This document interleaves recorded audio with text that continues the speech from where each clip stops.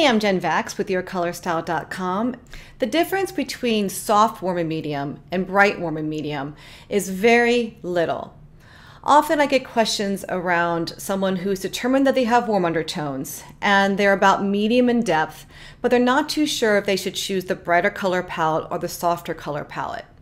Well, first, it's easier to choose the brighter color palette if you have distinct bright qualities about you. So if you have bright coppery red hair, for example, or bright blue eyes, or just bright eyes in general, those are qualities that I would absolutely say choose the brighter color wheel.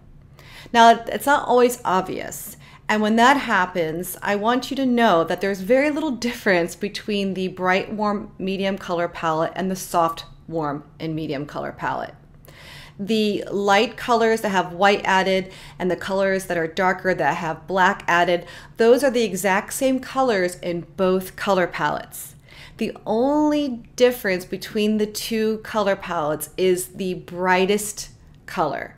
In the bright color palette, the brightest color are clear chroma, very bright. It's how you would imagine a bright tomato red or a bright golden yellow or a bright green. In the soft, warm, and medium color palette, that bright color is softened a tiny bit. So it's not so strong, it's not so radiant on that individual. But the colors that have white added and the colors that have black added, those are all still considered soft colors. They've been softened, they just haven't been muted.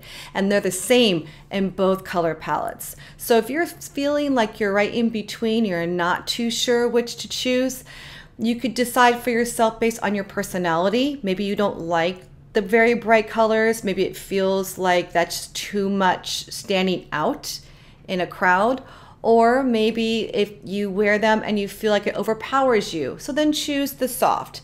If you get compliments on wearing some of those brighter colors, then choose bright. You can't really go wrong if you choose the bright color palette and then after a while decide that you don't like wearing some of those bright colors because you have an entire color wheel and color fan of colors to choose from. So I hope that helps. I'm Jen Vax. Thanks for watching. And if you're trying to figure out what colors flatter you best, and most importantly to learn what colors to avoid that drain you or overpower you, take the quiz out on YourColorStyle.com/quiz. It's absolutely free and it'll walk you through step by step on how you can figure out what types of colors are going to make you shine. I'm Jen Vax, and thanks for watching.